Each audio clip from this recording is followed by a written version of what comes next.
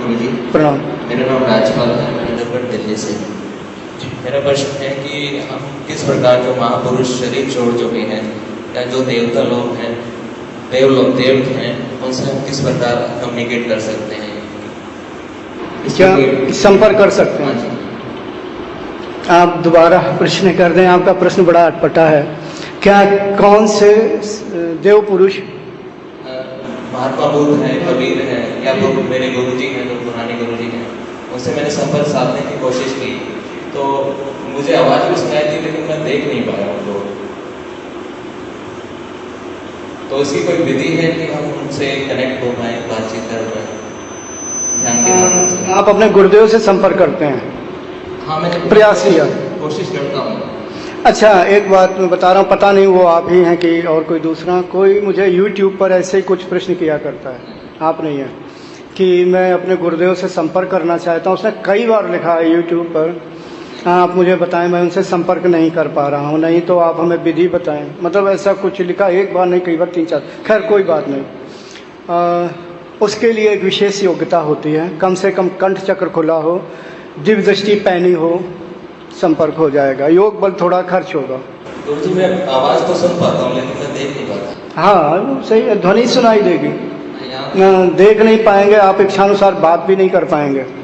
ध्वनि है जो आकाश तत्व से आया करते, या मान लो उन्होंने कह दिया, जिनके आप सब चिंतक हैं या शिष्य हैं, तो प्रत्यक्ष नहीं हो पाएगा। अगर प्रत्यक्ष दिख भी गए तो इच्छानुसार बात नहीं कर पाएंगे। इच्छानुसार बात के लिए आपके पास योग बल होना जरूरी है, अर्थात कंठ चक्र खुला होना जरूरी है, दिव्य दृष्टि पैनी होनी जरूरी है, और समाधि अवस्था से गुजर रहा हो आपका मतलब साधक का, तब ये अवस्था आती है। इसके पहले तो सब कुछ गड़बड़ रहता है। हाँ, वो बात दूसरी है कि जिनसे भी आप संपर्क कर रहे हैं, या कोई भी अभ्यासी अपने गुरुदेव से जो इस शरीर में नहीं है, या कोई ऐसा संत पुरुष जो यहाँ ना होकर के तपलोक जन लोग, संत पुरुष को मैं तपलोक का ही कहूँगा, हो, अगर उसकी इच्छा हुई तो संपर्क कर सकता है। लेकिन साधक की फिर भी कुछ न कुछ योग्यता होनी चाहिए, एक निश्चित मात्रा तक। उस योग्यता से आपकी योग्यता कम होगी।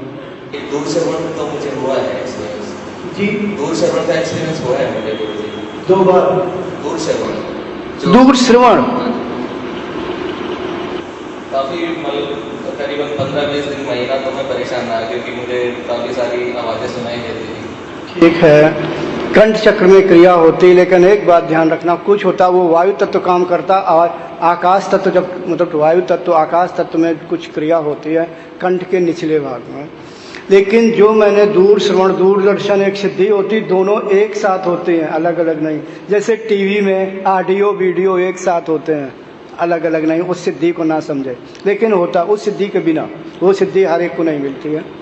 तो दूर श्रवण थोड़ा मैं बता दूं, जब आपको ऐसी चीज़ सुनाई दे संसार की, तो आप गौर करें तो उसमें बहुत सी चीज़ें गलत होंगी, करके देखना। मान लो कोई चीज़, देखो सूक्ष्म का तो प्रत्यक्ष नहीं हो पाएगा, प्रत्यक्ष नहीं। अगर संसार के यानी व्यवहार में स्थूल जगत का कुछ सुनाई दे, फिर आप उनको जानकारी करना, कुछ उसमें सही हो जाएगा, मिलेगा, कुछ गलत मिलेगा। प्रेतात्मा पे काफ़ी आवाज़ें सुनाई देती थी, तो मैंने अपने भूतों की, प्रेतात्माओं की आवाज़ें सुनाई देती थी। हाँ होता है, ये तो हो जाएगा। मेरे गुरु ने बोला कि आप उनको ब्लेस करो तो वो चली जाएगी, तो वो एक्सपीरियंस हुआ काफ़ी। तब से मैं मतलब वो एक्सपीरियंस तो नहीं हुआ।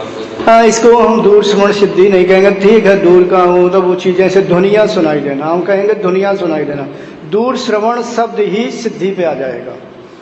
सिद्धि तो बहुत वैसी चीज़ है, फिर तो वो बिल्कुल 100% सत्य होगी। वो तो ये यहाँ क्या, सारी पृथ्वी पे, चाहे अमेरिका, कनाडा, मतलब कहीं भी हो, बिल्कुल साफ। जैसे आप यहाँ बैठे हुए, आपके घर में कोई क्या बात कर रहा, बिल्कुल कान में स्पष्ट सुनाई देगी। जैसे हाँ, वो हुआ कई बार हो जाता है। कभी कभी साधना में बैठता हूँ तो मेरे साथ में मुझे लगता है कि कोई और है जो भजन गा रहा है या सांस ले रहा है, तो ऐसा बहुत बार एक्सपीरियंस।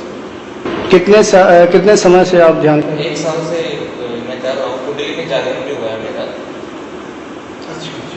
किसने की ये कुंडली जागरण? ये महाशक्ति आनंदिनी है, दिल्ली नारायण, दिल्ली में है वो। तो हो सकता है अगर कुंडली जागरण आपका है। कहाँ तक जाती है कुंडली? अभी तो गुरुजी ये हार्ट चक्र पे रुकी हुई है। जब फर्स्ट टाइम जागृत हुई थी तो पूरा सहस्त्रार्थ तक गई थी, बट अब ऐसा लगता है कि जैसे हृदय चक्र पे रुक गई।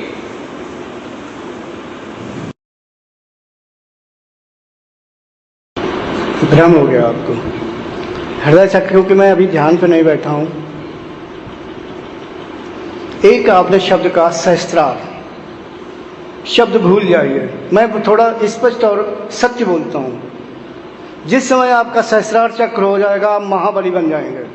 आपको हमारी जरूरत नहीं पड़ेगी, यहाँ आएंगे भी नहीं। आप दूसरों को मार दे हो जाए। और इस धरती की कोई भी सुई से भी हजारों लाखों करोड़ों भाग छुपा भी नहीं सकेगा कोई।